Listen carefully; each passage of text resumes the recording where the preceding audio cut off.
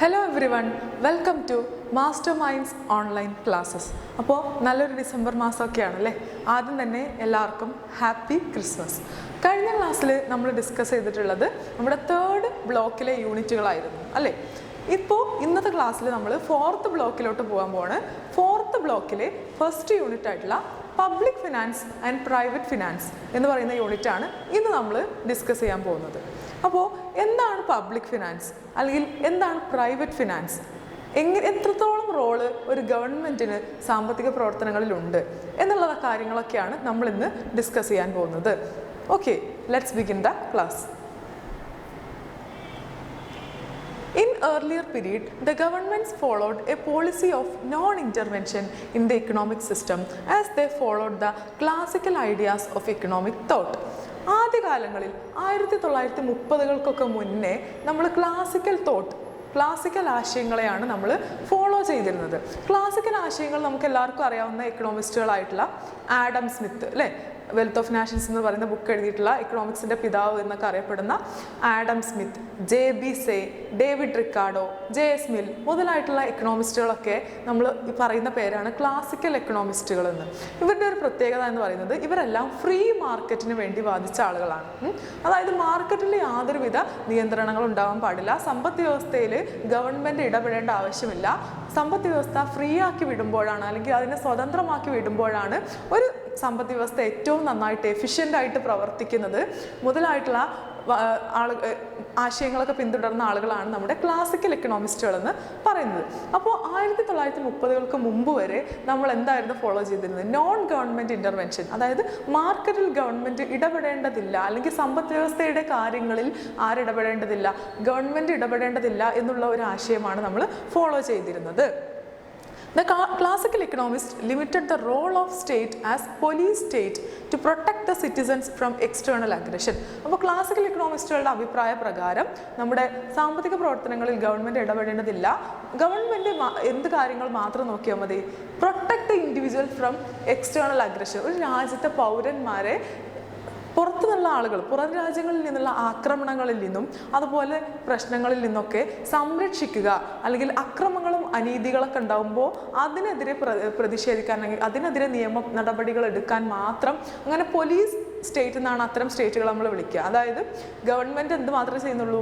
ജനങ്ങളെ സുരക്ഷിതത്വം ഉറപ്പുവരുത്തുന്നു, അതുപോലെ ഡിഫെൻസ് പ്രതിരോധിക്കുന്നു, അങ്ങനെയുള്ള കാര്യങ്ങൾ മാത്രം ചെയ്ത് മിനിമലായിട്ട് പ്രവർത്തിക്കുന്ന ഗവൺമെൻറ്റുകളെ നമ്മൾ പോലീസ് സ്റ്റേറ്റ് എന്നാണ് പറയുന്നത്. അപ്പോൾ ക്ലാസിക്കൽസ് പറഞ്ഞത് പോലീസ് സ്റ്റേറ്റ് ഫങ്ഷൻസ് അല്ലെങ്കിൽ ഒരു രാജ്യത്തിൻ്റെ ഏറ്റവും ബേസിക് ആയിട്ടുള്ള മിനിമലായിട്ടുള്ള ജനങ്ങൾക്ക് വേണ്ട സുരക്ഷ കൊടുക്കുന്ന അല്ലെങ്കിൽ ലോ ആൻഡ് ഓർഡർ, ഒരു രാജ്യത്തെ നിയമവും സംവിധാനങ്ങളൊക്കെ നടപ്പിലാക്കുക, അത് മെയിൻറ്റെയിൻ ചെയ്തു പോവുക എന്ന് മാത്രം കാര്യങ്ങൾ മാത്രം ആരും നോക്കിയാൽ മതി, ഗവൺമെൻറ് നോക്കിയാൽ മതി. അല്ലാതെ സാമ്പത്തിക പ്രവർത്തനങ്ങളിൽ അല്ലെങ്കിൽ ധനകാര്യ പ്രശ്നങ്ങളിലൊന്നും ഗവൺമെൻറ് ഇടപെടേണ്ടതില്ല, അത് മാർക്കറ്റ് വിട്ടുകൊടുത്തിട്ട് മാർക്കറ്റ് ഫ്രീ ആയിട്ട് അത്തരം പ്രശ്നങ്ങളൊക്കെ സോൾവ് ചെയ്തോളും എന്നാണ് ക്ലാസിക്കൽ എക്കണോമിസ്റ്റുകൾ വിശ്വസിച്ചിരുന്നത്.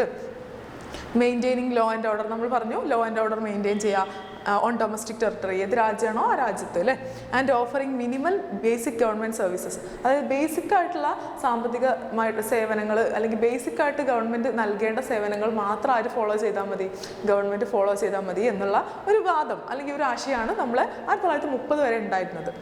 However, in the modern era, particularly after the Great Depression of 1930s, public authorities began to take a keen interest in countries' socio-economic development. എന്നാൽ 1930കളിൽ ഈ ഒരു ആശയം നമ്മൾ പിന്തുടർന്നു പോന്നു. 1930കളിൽ ലോകമെമ്പാടുമുള്ള രാജ്യങ്ങളൊക്കെ ഞെട്ടിച്ച അല്ലെങ്കിൽ ലോകത്തുള്ള എല്ലാ രാജ്യങ്ങളിലും പ്രതിസന്ധിയാക്കിയിട്ടുള്ള ഒരു സാമ്പത്തിക മാന്ദ്യം, ഗ്രേറ്റ് ഡിപ്രഷൻ സംഭവിക്കുകയുണ്ടായി. 1930കളിലാണ് ഇത് സംഭവിച്ചിട്ടുള്ളത്. യൂറോപ്യൻ രാജ്യങ്ങളെയും അതുപോലെ അമേരിക്കയും നമ്മളെ ഇന്ത്യയിലൊക്കെ എന്തുണ്ടായിട്ടുണ്ടോ ഈ ഒരു ഗ്രേറ്റ് ഡിപ്രഷൻ്റെ പ്രതിസന്ധികളും പ്രശ്നങ്ങളൊക്കെ ഉണ്ടായിട്ടുണ്ട്. രാജ്യത്ത് എന്തുണ്ടായി? പല ബാങ്കുകൾ തകർന്നു, അതുപോലെ നമ്മളെ അൺഎംപ്ലോയ്മെൻറ്റ് വർദ്ധിച്ചു, ഇൻഫ്ലേഷൻ ഉണ്ടായൊക്കെ ചെയ്തിട്ടുണ്ടായിരുന്നു ഈ ഒരു സാമ്പത്തിക പ്രതിസന്ധിയുടെ ഭാഗമായിട്ട്. അപ്പോൾ ഈ ഒരു പ്രതിസന്ധി ഉണ്ടായപ്പോൾ നമ്മുടെ ഗവൺമെൻറ്റിന് അല്ലെങ്കിൽ ആ രാജ്യത്തുള്ള സമ്പദ് വ്യവസ്ഥയിലുള്ള അധികാരികൾക്ക് എന്ത് മനസ്സിലായി? ഫ്രീ മാർക്കറ്റ് എന്ന് പറയുന്നത് എല്ലായ്പ്പോഴും പോസിബിൾ അല്ല അല്ലേ. സ്വതന്ത്രമാക്കി വിടുക, മാർക്കറ്റിനെ സ്വതന്ത്രമാക്കി വിടുക എന്നുള്ളത് പലപ്പോഴും നടക്കുന്ന കാര്യമല്ല. ഇങ്ങനെ നടന്നാൽ പോലും എന്തുണ്ടായിരിക്കും, നമ്മുടെ സമ്പദ് വ്യവസ്ഥയിൽ ഒരുപാട് പ്രതിസന്ധികൾ ഉണ്ടാവാം. അതായത് ഇപ്പം ഫ്രീ മാർക്കറ്റ് ആയിരുന്നല്ലോ ഗ്രേറ്റ് ഡിപ്രഷന് മുമ്പ് നമ്മൾ ഫോളോ ചെയ്തിരുന്നത്. എന്നിട്ടും എന്തുണ്ടായി, സാമ്പത്തിക മാന്ദ്യമുണ്ടായി അല്ലേ, പ്രതിസന്ധി ഉണ്ടായി, പ്രശ്നങ്ങളുണ്ടായി, ഇൻഫ്ലേഷൻ, അൺഎംപ്ലോയ്മെന്റ് ഒക്കെ ഉണ്ടായി. അപ്പോൾ ഒരു രാജ്യത്തെ പ്രൈസ് സ്റ്റെബിലിറ്റി, വില സ്ഥിരത ഉറപ്പുവരുത്താനും അതിന് ആവശ്യമായിട്ടുള്ള തൊഴിലവസരങ്ങൾ ഉറപ്പുവരുത്താനും അല്ലെങ്കിൽ ആ ഒരു സമ്പദ് വ്യവസ്ഥയെ നന്നായിട്ട് നോക്കാനും ഒക്കെ ആര് വേണം, ആ രാജ്യത്തെ ഗവൺമെൻറ് സാമ്പത്തിക കാര്യങ്ങളിൽ ഇടപെടേണ്ടതുണ്ട് എന്നുള്ളത് ആർക്ക് മനസ്സിലായി, പല രാജ്യങ്ങളിലെയും അതോറിറ്റീസിന് മനസ്സിലാവുകയുണ്ടായി. അപ്പോൾ ഇതിൻ്റെ ഫലമായിട്ട് വ്യാപകമായിട്ട് 1930 ശേഷം, ഈ ഗ്രേറ്റ് ഡിപ്രഷന് ശേഷം ഒരുപാട് രാജ്യങ്ങളിൽ ഗവൺമെൻറ് സാമ്പത്തിക കാര്യങ്ങളിലൊക്കെ ഇടപെടാൻ തുടങ്ങുകയുണ്ടായി. John Maynard Keynes held that traditional economic theory did not offer a means of putting an end to depression. അപ്പോൾ എക്കണോമിസ്റ്റ് ആയിട്ടുള്ള ജോൺ മൈനാർഡ് കെയ്ൻസ് അല്ലെങ്കിൽ JM കെയ്ൻസ് അദ്ദേഹത്തിൻ്റെ അഭിപ്രായ പ്രകാരം എന്താണ്, ഒരു രാജ്യത്തുള്ള സാമ്പത്തിക പ്രവർത്തനങ്ങളിൽ ഗവൺമെൻറ് ഇടപെടേണ്ടതുണ്ട് എന്നാണ് അദ്ദേഹത്തിൻ്റെ ഒരു ആശയം എന്ന് പറയുന്നത്. Keynes favoured government action when there was an economic unrest. Keynes പറയുന്നത് ഒരു രാജ്യത്ത് സാമ്പത്തിക പ്രതിസന്ധി ഉണ്ടാകുമ്പോൾ അല്ലെങ്കിൽ സാമ്പത്തിക അസ്ഥിരത ഒക്കെ ഉണ്ടാകുമ്പോൾ അവിടെ ആരിടപെടണം, ആ രാജ്യത്തുള്ള ഗവൺമെൻറ് ഇടപെടേണ്ടതുണ്ട് എന്നാണ് കെയ്ൻസ് ആർഗ്യൂ ചെയ്തത്. He argued that economies are inherently unstable. അദ്ദേഹം ആർഗ്യൂ ചെയ്യുന്നത് എക്കോണമീസ്, സമ്പദ് വ്യവസ്ഥകൾ സ്വാഭാവികമായിട്ടും അസ്ഥിരമായിരുന്നു, അല്ലെങ്കിൽ അവിടെ എന്തുണ്ടാവാം, ഫ്ലക്ച്വേഷൻസ്, വ്യതിയാനങ്ങളൊക്കെ ഉണ്ടാകാം, പ്രശ്നങ്ങൾ, പ്രതിസന്ധികളൊക്കെ ഉണ്ടാകാം. Full employment can only be achieved with support of public policy and investment. അപ്പോൾ ഫുൾ എംപ്ലോയ്മെൻറ്റ്, എല്ലാവർക്കും എന്ത് ചെയ്യുക, തൊഴിലവസരങ്ങൾ ഉറപ്പുവരുത്തുക, അല്ലെങ്കിൽ പ്രൈസ് സ്റ്റെബിലിറ്റി, ഇതൊക്കെ എല്ലാ രാജ്യത്തിൻ്റെയും ലക്ഷ്യങ്ങളാണ്. എല്ലാ രാജ്യവും ആഗ്രഹിക്കുന്ന കുറച്ച് കാര്യങ്ങളാണ് പ്രൈസ് സ്റ്റെബിലിറ്റി, ഫുൾ എംപ്ലോയ്മെൻറ്റ് തുടങ്ങിയ ലക്ഷ്യങ്ങൾ. അപ്പോൾ ഇതൊക്കെ കൈവരിക്കണമെങ്കിൽ ആരിടപെടണം, ഗവൺമെൻറ് സാമ്പത്തിക പ്രവർത്തനങ്ങളിൽ, ആ രാജ്യത്തിൻ്റെ സാമ്പത്തിക പ്രവർത്തനങ്ങളിൽ ഇടപെടണം എന്നാണ് നമ്മുടെ കെയ്ൻസിൻ്റെ ആശയം. ഈ ആശയങ്ങളൊക്കെ അദ്ദേഹത്തിൻ്റെ ബുക്കായിട്ടുള്ള General Theory of Employment, Interest and Money എന്ന് 1936 ഗ്രേറ്റ് ഡിപ്രഷന് ശേഷമാണ് അദ്ദേഹം ഈ ഒരു ബുക്ക് എഴുതിയിട്ടുള്ളത്. 1936 General Theory of Employment, Interest and Money എന്നുള്ള ബുക്കിലാണ് അദ്ദേഹം തൻ്റെ ആശയങ്ങളൊക്കെ വ്യക്തമാക്കിയിട്ടുള്ളത്. He stated that because of uncertainty, അങ്ങനെ സാമ്പത്തിക പ്രശ്നങ്ങളും പ്രതിസന്ധികളും അസ്ഥിരതകളൊക്കെ ഉള്ളത് കൊണ്ട് തന്നെ people and business have stopped invested and spending. അപ്പോൾ നമ്മൾ ഗ്രേറ്റ് ഡിപ്രഷൻ്റെ ഒരു അവസ്ഥ പറഞ്ഞു അല്ലേ. ഗ്രേറ്റ് ഡിപ്രഷൻ്റെ സമയത്ത് ആളുകൾക്ക് സമ്പദ് വ്യവസ്ഥയിലുള്ള വിശ്വാസം നഷ്ടപ്പെട്ടു. അതുകൊണ്ട് തന്നെ ബിസിനസ്സുകാർ പുതിയ ബിസിനസ് പ്രവർത്തനങ്ങളൊന്നും ചെയ്യാതെയായി. അതുപോലെ തന്നെ കൺസ്യൂമേഴ്സും, ഉപഭോക്താക്കൾ എന്ത് ചെയ്തു, സ്പെൻഡിങ് ഒക്കെ കുറച്ചു. അവരുടെ ചെലവാക്കുന്ന കാര്യങ്ങളും എല്ലാം എന്ത് ചെയ്തു, കുറയ്ക്കുകയുണ്ടായി. അപ്പോൾ സ്വാഭാവികമായിട്ടും ആ സമ്പദ് വ്യവസ്ഥ ഒന്നും കൂടി താഴോട്ട് പോകും അല്ലേ. പ്രതിസന്ധിയിലായിട്ടുള്ള സമ്പദ് വ്യവസ്ഥയിൽ ആളുകളും കൂടെ പുതിയ പ്രവർത്തനങ്ങളോ പുതിയ നിർമ്മാണ പ്രവർത്തനങ്ങളോ അല്ലെങ്കിൽ പുതിയ സാമ്പത്തിക പ്രവർത്തനങ്ങളോ ഒന്നും തന്നെ നടക്കുന്നില്ല. അങ്ങനെയാണെങ്കിൽ ആ സമ്പദ് വ്യവസ്ഥ ഒന്നും കൂടെ എന്ത് ചെയ്യും, താഴേക്ക് പോവുകയാണ് ചെയ്യുക. അപ്പോൾ government intervention and public investment is necessary to restart the economy. അങ്ങനെ തകർന്നിരിക്കുന്ന ഒരു സമ്പദ് വ്യവസ്ഥയെ റീസ്റ്റാർട്ട് ചെയ്യാൻ, പുനർനിർമ്മിക്കാൻ എന്താവശ്യമാണ്, ആ സമ്പദ് വ്യവസ്ഥയിൽ ഗവൺമെൻറ്റിൻ്റെ ഇൻ്റർവെൻഷൻ ആവശ്യമാണ്. ഗവൺമെൻറ് എന്ത് ചെയ്യണം, മാർക്കറ്റിൽ ഇടപെട്ടുകൊണ്ട് അല്ലെങ്കിൽ സമ്പദ് വ്യവസ്ഥയിൽ ഇടപെട്ടുകൊണ്ട് ഇപ്പോൾ നിലവിലുള്ള സാമ്പത്തിക പ്രശ്നങ്ങളൊക്കെ പരിഹരിച്ച് ആ ഒരു സമ്പദ് വ്യവസ്ഥയെ റീസ്റ്റാർട്ട് ചെയ്യാൻ ഹെൽപ്പ് ചെയ്യേണ്ടതുണ്ട് എന്ന് JM കെയ്ൻസ് പറയുകയുണ്ടായി. His ideas led to a revolution in economic thought. അദ്ദേഹത്തിൻ്റെ ഈ ഒരു ഐഡിയ എന്ന് പറയുന്നത് സാമ്പത്തിക ചിന്താ പ്രവർത്തകരിലൊക്കെ ഒരു റെവല്യൂഷൻ, ഒരു വിപ്ലവം സൃഷ്ടിച്ചു. നമ്മൾ പറഞ്ഞു അതിന് മുമ്പ് വരെ ഇദ്ദേഹത്തിൻ്റെ കെയ്ൻസിൻ്റെ ഈ ഒരു ആശയത്തോട് എക്സാക്ട്ലി ഓപ്പോസിറ്റ് ആയിട്ടുള്ള ഒരു ആശയം ഉണ്ടായിരുന്നു അല്ലേ. നമ്മുടെ ആഡം സ്മിത്തിൻ്റെ ലേസർ-സ്ഫിയർ പോളിസി നിങ്ങൾ കേട്ടിട്ടുണ്ടാവും അല്ലേ. എന്താ ലേസർ-സ്ഫിയർ പോളിസി പറയുന്നത്? ലെറ്റ് ഇറ്റ് ബി എന്നാണ് ലേസർ-സ്ഫിയർ എന്ന് പറയുന്ന വാക്കിൻ്റെ അർത്ഥം. എങ്ങനെയാണോ അങ്ങനെ തന്നെ പോയിക്കോട്ടെ. അതായത് അറ്റ്മോസ്റ്റ് ഫ്രീഡം, സമ്പദ് വ്യവസ്ഥയിലുള്ള എല്ലാവർക്കും എന്ത് ചെയ്യണം, അറ്റ്മോസ്റ്റ് ഫ്രീഡം നൽകണം. ഫ്രീഡം നൽകുമ്പോൾ അല്ലെങ്കിൽ സ്വാതന്ത്ര്യം നൽകുമ്പോൾ ഓരോ വ്യക്തിയും തൻ്റെ പ്രോഫിറ്റ് അല്ലെങ്കിൽ തൻ്റെ സാറ്റിസ്ഫാക്ഷൻ മാക്സിമൈസ് ചെയ്യാൻ വേണ്ടി ശ്രമിക്കും. അപ്പോൾ അത് അൾട്ടിമേറ്റ്ലി എക്കോണമിയുടെ മൊത്തത്തിലുള്ള നന്മയ്ക്ക് അല്ലെങ്കിൽ വെൽഫെയറിന് കാരണമാകും എന്നൊക്കെയുള്ള ആശയമാണ് നമ്മൾ ക്ലാസിക്കൽസ് ഫോളോ ചെയ്തിരുന്നത്. അതുകൊണ്ട് തന്നെ ഗവൺമെൻറ് എന്ത് ചെയ്യേണ്ടതില്ല, ഗവൺമെൻറ് സാമ്പത്തിക കാര്യങ്ങളൊന്നും ഇടപെടേണ്ട എന്നുള്ളൊരു ആശയമായിരുന്നു. അപ്പോൾ അതിന് എക്സാക്ട്ലി ഓപ്പോസിറ്റ് ആയിട്ടുള്ള ഒരു ആശയമാണ് ഗ്രേറ്റ് ഡിപ്രഷന് ശേഷം നമ്മളെ JM കെയ്ൻസ് കൊണ്ടുവന്നത് അല്ലേ? The role of government in an economy has evolved over time.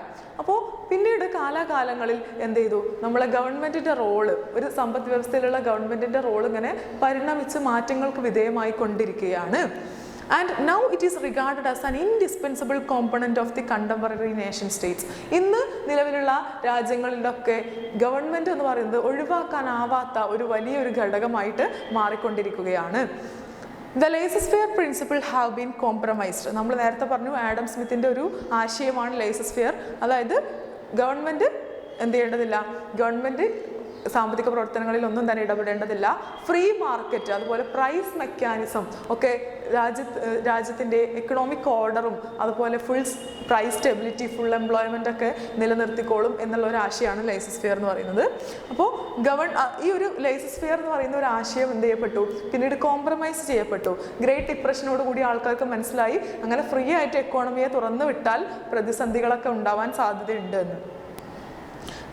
And governments are being urged to intervene even in the areas that were formerly solely the domain of private sector. ഇന്നത്തെ കാലത്ത് എന്താണ്, government സമ്പദ് വ്യവസ്ഥയിൽ വ്യാപകമായിട്ട് ഇടപെടുന്നുണ്ട്. മാത്രമല്ല നേരത്തെ പ്രൈവറ്റുകാർ ഇടപെട്ടിരുന്ന, അല്ലെങ്കിൽ നേരത്തെ പ്രൈവറ്റ് സെക്ടറിലെ അല്ലെങ്കിൽ സ്വകാര്യ വ്യക്തികളൊക്കെ നിയന്ത്രിച്ചിരുന്ന കാര്യങ്ങൾ പോലും ഇപ്പോൾ, അത്തരം ഏരിയാസ് പോലും ഇപ്പോൾ ആരാണ് ചെയ്യുന്നത്, ഗവൺമെൻറ്റുകൾ വ്യാപകമായിട്ട് ഇടപെടുന്നുണ്ട്. Economic stability and full employment have not been achieved by market. മാർക്കറ്റുകൾക്ക് എന്ത് ചെയ്യാൻ പറ്റില്ല, ഫുൾ എംപ്ലോയ്മെൻറ്റും അതുപോലെ പ്രൈസ് സ്റ്റെബിലിറ്റി.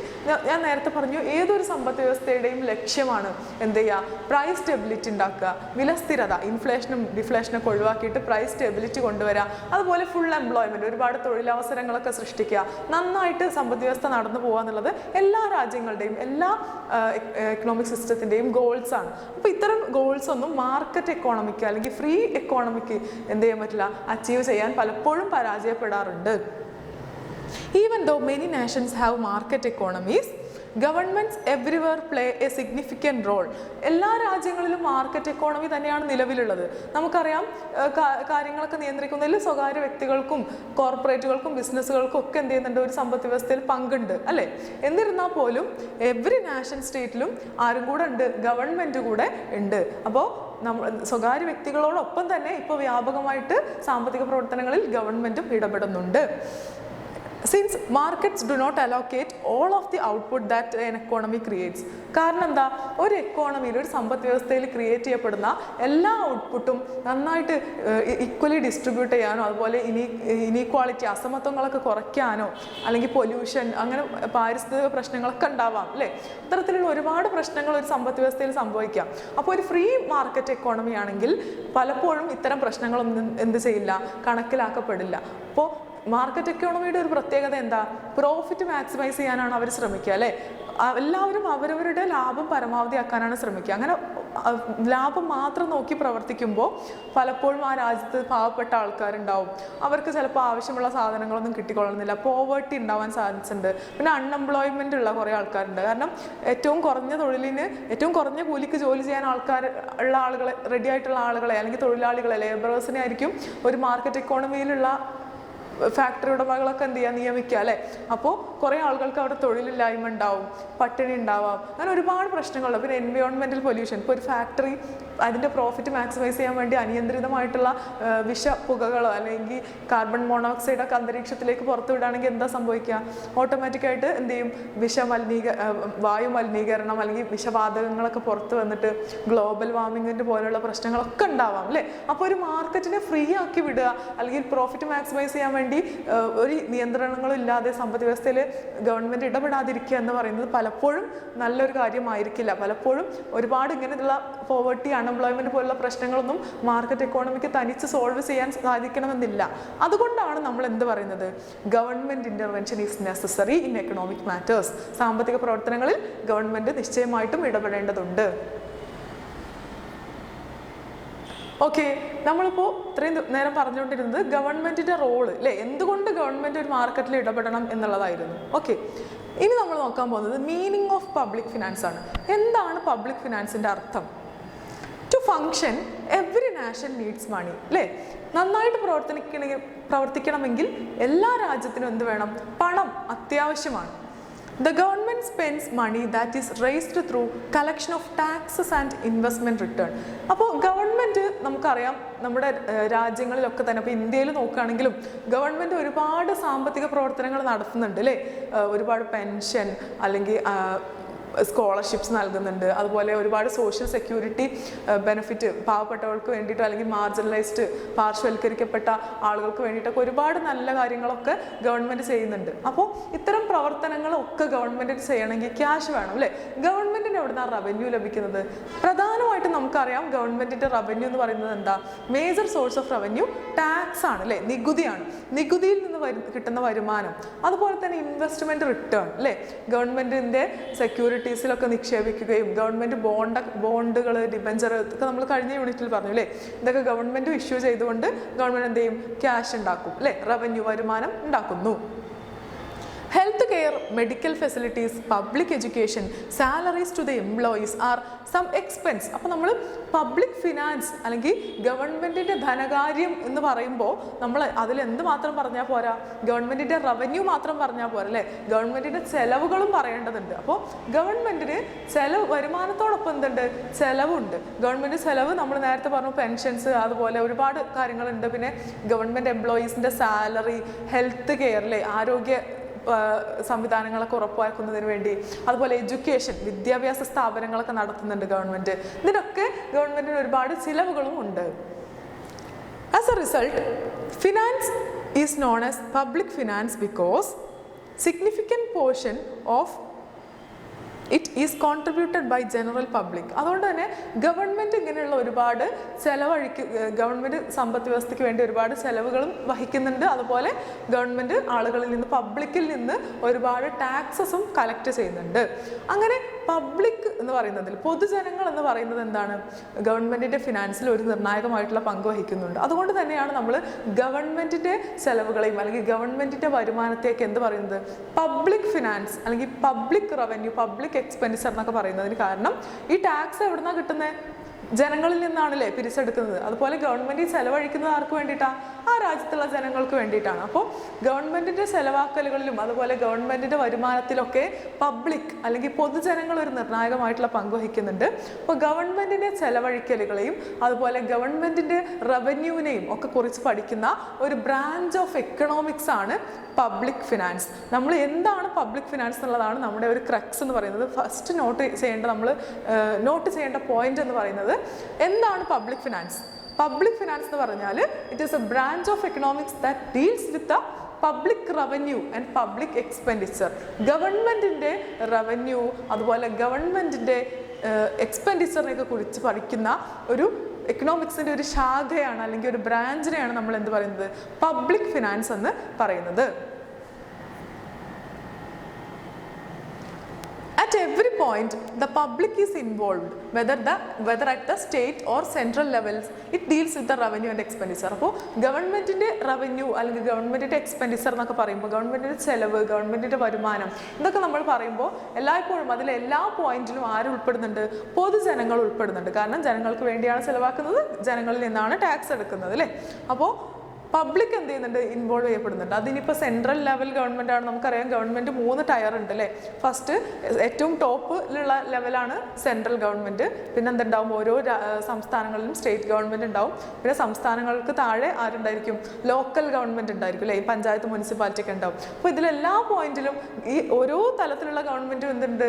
ഒരുപാട് ചെലവഴിക്കുന്നുണ്ട്, ഒരുപാട് വരുമാനം കിട്ടുന്നുണ്ട്. ഇതിലെല്ലാം ആരും ഉണ്ടായിരിക്കും? പബ്ലിക്, പൊതുജനങ്ങളും ഉണ്ടായിരിക്കും.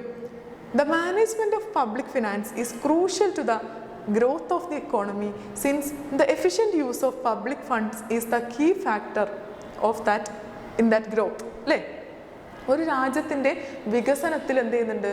പബ്ലിക് ഫിനാൻസ്, ഗവൺമെൻറ്റിൻ്റെ ചെലവാക്കലും ഗവൺമെൻറ്റിൻ്റെ വരുമാനവും വളരെ നിർണായകമായിട്ടുള്ള പങ്ക് വഹിക്കുന്നുണ്ട്. നമുക്കറിയാം ഗവൺമെൻറ് എന്ത് ചെലവഴിക്കുകയാണെങ്കിലും അതുപോലെ ഗവൺമെൻറ് നമ്മളെ കയ്യിൽ നിന്ന് ടാക്സ് ഈടാക്കുന്നുണ്ടെങ്കിലും അതിൻ്റെയൊക്കെ ഒറ്റ ലക്ഷ്യമേ ഉള്ളൂ അല്ലേ, ആ രാജ്യത്തിൻ്റെ വികസനം അല്ലെങ്കിൽ ആ രാജ്യത്തുള്ള ജനങ്ങളുടെ ക്ഷേമം, എക്കണോമിക് വെൽഫെയർ, ഇതിനൊക്കെ വേണ്ടിയിട്ടാണ് ഗവൺമെൻറ് ഇങ്ങനെ ഒരുപാട് പ്രവർത്തനങ്ങൾ നടത്തുന്നത്. അപ്പോൾ ആ പബ്ലിക് ഫിനാൻസ് എന്ന് പറയുന്നത് എന്താണ്? ഒരു രാജ്യത്തിൻ്റെ ഗ്രോത്തിനെ നിർണ്ണയിക്കുന്ന, വളർച്ചയെയും വികസനത്തിനെയൊക്കെ നിർണ്ണയിക്കുന്ന ഒരു കീ ഫാക്ടറാണ്. In short, it is the study of the revenue and expenditure of the government. It is known as public finance. നമ്മൾ വളരെ ചുരുക്കി പറയുകയാണെങ്കിൽ നമ്മുടെ പോയിന്റ് ഇത്രയേ ഉള്ളൂ.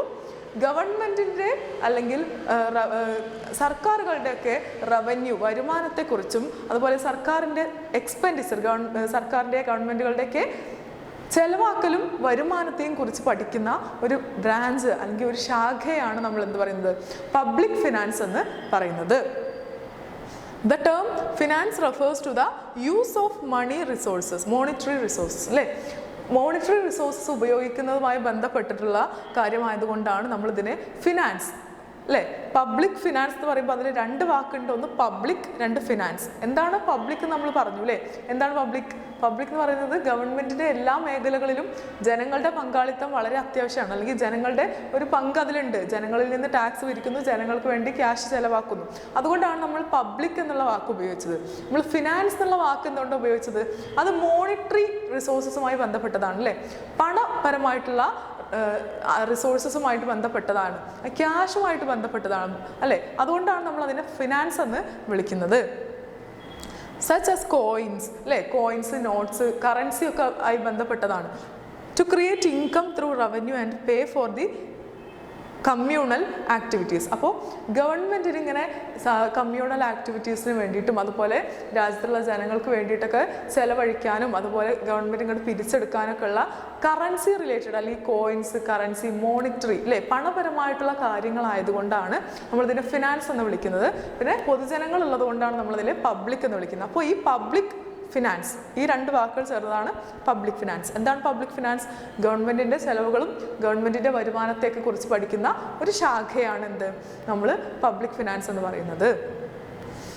However, the term public is collective one for people within an administrative region, അല്ലേ? ഒരു administrative region അല്ലെങ്കിൽ ഒരു സംസ്ഥാനത്തോ ഒരു പ്രദേശത്തോ ഒക്കെ ഉള്ള ആളുകൾ ഉള്ളത് കൊണ്ട്, ആളുകൾക്ക് പൊതുജനങ്ങൾ കൂടെ ഉള്ളത് കൊണ്ടാണ് നമ്മൾ ഈ പബ്ലിക് എന്ന് പറയുന്ന ഒരു ടേമും കൂടെ ഇതിൽ ഉപയോഗിച്ചിട്ടുള്ളത്. On the other hand, it alludes to the revenue and outlay. അപ്പോൾ പബ്ലിക്കും ഉണ്ട്, അതുപോലെ അത് എന്തിനെ കൂടെ ഉൾക്കൊള്ളുന്നുണ്ട്? It also alluded the revenue and outlay, അല്ലേ? വരുമാനവും ചെലവുകളും കൂടെ ഇതിൽ ഉൾക്കൊള്ളുന്നുണ്ട്. In this sense public finance might be described as the study of government revenue and expenditure. ഗവൺമെൻറ്റിൻ്റെ വരുമാനത്തെക്കുറിച്ചും ഗവൺമെൻറ്റിൻ്റെ ചെലവിനെ കുറിച്ചും പഠിക്കുന്ന ഒരു ശാഖയാണെന്ന് പറയാൻ കാരണം എന്താണ് പബ്ലിക്, എന്താണ് ഫിനാൻസ്, ഇത് രണ്ടും നമ്മൾ പറഞ്ഞു, അല്ലേ? അപ്പോൾ ഇത് രണ്ടും കൂടി ചേർത്ത് പറയുന്നത് കൊണ്ടാണ് നമ്മൾ ഗവൺമെൻറ്റിൻ്റെ ഫിനാൻസിനെ കുറിച്ച്, ഗവൺമെൻറ്റിൻ്റെ ധനകാര്യ പ്രശ്നങ്ങളെക്കുറിച്ച് അല്ലെങ്കിൽ ഗവൺമെൻറ്റിൻ്റെ ധനകാര്യ മേഖലയെക്കുറിച്ചൊക്കെ പഠിക്കുന്ന ഒരു ശാഖയാണ് നമ്മുടെ പബ്ലിക് ഫിനാൻസ് എന്ന് പറയുന്നത്. It monitors how the government is carrying out its obligations to nation's economy. ഈ പബ്ലിക് ഫിനാൻസിൽ നമ്മൾ എന്താണ് നിരീക്ഷിക്കുന്നത്, അല്ലെങ്കിൽ പബ്ലിക് ഫിനാൻസ് എന്ന് പറയുന്ന ഒരു ബ്രാഞ്ച് കൊണ്ട് നമ്മൾ എന്താണ് അതിൽ നോക്കുന്നത്? നമ്മൾ എങ്ങനെയാണ് ഗവൺമെൻറ് അതിൻ്റെ ഉത്തരവാദിത്തങ്ങൾ, അതിൻ്റെ റെസ്പോൺസിബിലിറ്റീസ് ഒക്കെ നിർവഹിക്കുന്നത്? ഒരു സമ്പദ് വ്യവസ്ഥയുടെ മുകളിൽ ഗവൺമെൻറ്റിന് എന്തായാലും ആ രാജ്യത്തെ ഗവൺമെൻറ്റിന് അതിൻ്റെ സമ്പദ് വ്യവസ്ഥയിൽ എന്തുണ്ട്, കുറച്ച് ഉത്തരവാദിത്തങ്ങളുണ്ട്. എങ്ങനെയാണ് ഗവൺമെൻറ് അതിൻ്റെ ഉത്തരവാദിത്തങ്ങളൊക്കെ കൃത്യമായിട്ട് നിർവഹിക്കുന്നത് എന്ന് നമ്മൾ പബ്ലിക് ഫിനാൻസിൽ നിരീക്ഷിക്കുന്നു. Public finance is responsible for keeping an eye on the nation's income, obligations and expenses. അപ്പോൾ പബ്ലിക് ഫിനാൻസിൽ നമ്മൾ പറഞ്ഞു, പബ്ലിക് ഫിനാൻസ് എന്ന് പറഞ്ഞാൽ തന്നെ എന്താണ്? ഒരു രാജ്യത്തിൻ്റെ ഇൻകവും ഒരു രാജ്യത്തിലെ ഗവൺമെൻറ്റിൻ്റെ ഇൻകവും എക്സ്പെൻഡിച്ചറുമായിട്ട് റിലേറ്റഡ് ആയിട്ടുള്ള കാര്യങ്ങൾ, അല്ലെങ്കിൽ അതിൻ്റെ സാമ്പത്തികപരമായിട്ടുള്ള റെസ്പോൺസിബിലിറ്റീസ്, ബാധ്യതകൾ, ചെലവ്, വരുമാനം, അല്ലേ? ഒരു ഗവൺമെൻറ്റിൻ്റെ ഇത്തരം സാമ്പത്തിക പ്രവർത്തനങ്ങൾ, ധനകാര്യ പ്രവർത്തനങ്ങളൊക്കെ കുറിച്ച് പഠിക്കുന്ന ഒരു ശാഖയാണ് നമ്മൾ പബ്ലിക് ഫിനാൻസ് എന്ന് പറയുന്നത്. Additionally, it discusses fiscal policies that should be implemented in order to accomplish goals like price stability, economic growth and more equitable distribution of income. അപ്പോൾ വരുമാന വിതരണത്തിലുള്ള അസമത്വം, അല്ലെ? വരുമാനത്തിലുള്ള അസമത്വം, അല്ലെ? പണക്കാരൻ ഇങ്ങനെ പണക്കാരനായിക്കൊണ്ടിരിക്കുക, പാവപ്പെട്ടവൻ വീണ്ടും വീണ്ടും വീണ്ടും പാവപ്പെട്ടവനായിക്കൊണ്ടിരിക്കുക, അങ്ങനെയുള്ള ഒരു ഇനീക്വാളിറ്റി, എക്കണോമിക്കൽ ഇൻകത്തിലുള്ള വരുമാനത്തിലുള്ള ഇനീക്വാളിറ്റി, അതുപോലെ സാമ്പത്തിക ഇല്ലായ്മ, അതുപോലെ അൺഎംപ്ലോയ്മെൻറ്റ്, അങ്ങനെയുള്ള ഒരുപാട് പ്രശ്നങ്ങളൊക്കെ പരിഹരിച്ചുകൊണ്ട് എല്ലാ എക്കോണമിയുടെയും ലക്ഷ്യങ്ങളായിട്ടുള്ള price stability, full employment, economic equality, സാമ്പത്തിക സമത്വം, അതുപോലെ വളർച്ച, പ്രൈസ് സ്റ്റെബിലിറ്റി തുടങ്ങിയ ലക്ഷ്യങ്ങളൊക്കെ കൈവരിക്കുന്നതിന് വേണ്ടിയിട്ട് ഗവൺമെൻറ് നടപ്പിലാക്കുന്ന അതിൻ്റെ ഫിസ്ക്കൽ പോളിസി, ഫിസ്ക്കൽ പോളിസിയെക്കുറിച്ചും നമ്മൾ ഏതിൽ പഠിക്കും? നമ്മൾ പബ്ലിക് ഫിനാൻസിൽ പഠിക്കുന്നുണ്ട്. അപ്പോൾ പബ്ലിക് ഫിനാൻസ് എന്ന് പറഞ്ഞാൽ ഗവൺമെൻറ്റിൻ്റെ സാമ്പത്തികപരമായിട്ടുള്ള അല്ലെങ്കിൽ പണപരമായിട്ടുള്ള ധനകാര്യ മേഖലകളിലുള്ള പ്രവർത്തനങ്ങൾ, അതിൻ്റെ ഉത്തരവാദിത്തങ്ങൾ, ഗവൺമെൻറ്റിൻ്റെ ചെലവ്, ഗവൺമെൻറ്റിൻ്റെ വരുമാനം, ഗവൺമെൻറ്റിൻ്റെ ഫിസ്ക്കൽ പോളിസി, ഇതൊക്കെയാണ് നമ്മൾ ഏതിൽ പഠിക്കുന്നത്? നമ്മൾ പബ്ലിക് ഫിനാൻസിൽ പഠിക്കുന്നത്. ഓക്കെ, നമ്മൾ ഒരു പുതിയ ബ്രാഞ്ച് ഓഫ് എക്കണോമിക്സിനെ കുറിച്ചാണ് പറഞ്ഞത്, പബ്ലിക് ഫിനാൻസ് അല്ലേ. പബ്ലിക് ഫിനാൻസ് എന്ന് പറയുന്നത് എക്കണോമിക്സിൽ ഒരു സെപ്പറേറ്റ് ബ്രാഞ്ചാണ്. ഈ ബ്രാഞ്ചിൽ നമ്മൾ ഗവൺമെൻറ്റിൻ്റെ എക്സ്പെൻഡിച്ചറും ഗവൺമെൻറ്റിൻ്റെ റവന്യൂ, ഗവൺമെൻറ്റിൻ്റെ ഫിനാൻഷ്യൽ മാറ്റേഴ്സൊക്കെയാണ് നമ്മൾ പഠിക്കുന്നത് എന്ന് പറഞ്ഞു അല്ലേ. അപ്പോൾ പല എക്കണോമിസ്റ്റുകളും നമ്മൾ പബ്ലിക് ഫിനാൻസിനെ പല രീതിയിലാണ് ഡിഫൈൻ ചെയ്തിട്ടുള്ളത്. അപ്പോൾ ഏതൊക്കെയാണ് ഡെഫിനിഷൻസ് എന്ന് നമുക്ക് നോക്കാം. Definition of public finance: according to Professor Hugh Dalton, public finance is concerned with income and expenditure of public authorities and the adjustment of one to another. അപ്പോൾ എന്താണ് ഡാൾട്ടൻ്റെ അഭിപ്രായത്തിൽ? ഹ്യൂഗ് ഡാൾട്ടൺ അദ്ദേഹത്തിൻ്റെ അഭിപ്രായത്തിൽ പബ്ലിക് ഫിനാൻസ് എന്ന് പറയുന്നത് it deals with the income and expenditure of public authorities അല്ലേ.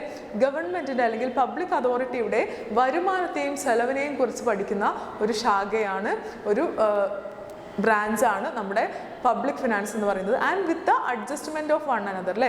എങ്ങനെ government അതിൻ്റെ ചെലവും വരുമാനമൊക്കെ അഡ്ജസ്റ്റ് ചെയ്ത് കൊണ്ടുപോകുന്നു എന്നുകൂടെ നമ്മൾ എന്ത് ചെയ്യുന്നു? പബ്ലിക് ഫിനാൻസിൽ പഠിക്കുന്നു. അക്കോർഡിംഗ് ടു ആഡം സ്മിത്ത്, നമ്മൾ പറഞ്ഞു ഫാദർ ഓഫ് എക്കണോമിക്സ് ഒക്കെ എന്നറിയപ്പെടുന്ന ആളാണല്ലേ. Adam Smith, public finance is an investigation into nature and principles of state revenue and expenditure.